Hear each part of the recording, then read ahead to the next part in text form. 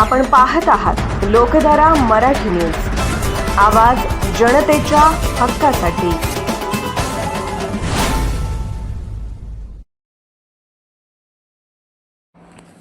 चारित्र्याच्या संशयावरून पत्नीचा निर्गुण खून, वडगाव पोलिसांची विजेच्या वेगाने कारवाई, अवघ्या 2 तासात आरोपीला जेरबंद, पोलिसांच्या तत्परतेचे सर्वत्र कौतुक।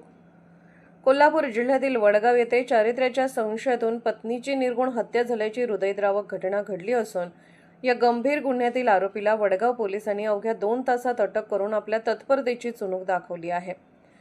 या धडाकेबाज कारवाईमुळे पोलिसांचे सर्व स्तरातून कौतुक होत आहे। मिळालेल्या माहितीनुसार दिनांक 7 जुलै 2026 रोजी सायंकाळी सुमारे 4:20 वाजण्याच्या सुमारास वडगाव येथील यादव चौक ते बिरदेव चौक दरम्यान असलेल्या अमीर ट्रेडर्स समोर ही थरारक घटना घडली। आरोपी दीपक लाडू कांबळे वय 34 राहणार सावर्डे तालुका हातकणंगले याने पत्नी अमृता दीपक कांबळे वय 29 हिच्या चारित्र्यावर संशय घेत लोखंडी धारदार पाराने डोके, मान व चेहऱ्यावर सपासप वार करून तिची निर्गुण हत्या केली। घटनेची माहिती मिळताच सावर्डे गावचे पोलीस पाटील युवराज वडर यांनी फिर्याद दाखल केली।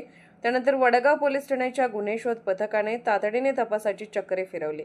गोपनीय माहितीच्या आधारे आरोपीचा माग काढत पोलिसांनी अवघ्या 2 तासात त्याला ताब्यात घेतले। ही या प्रकरणातील उल्लेखनीय बाब ठरली।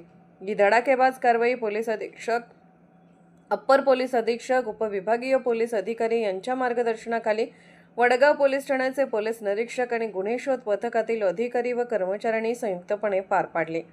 या घटनेमुळे परिसरात एकच खळबळ उडाली असून कौटुंबिक वाद आणि संशयाचे वाढते प्रमाण पुन्हा एकदा समाजासमोर गंभीर प्रश्न निर्माण करत आहे।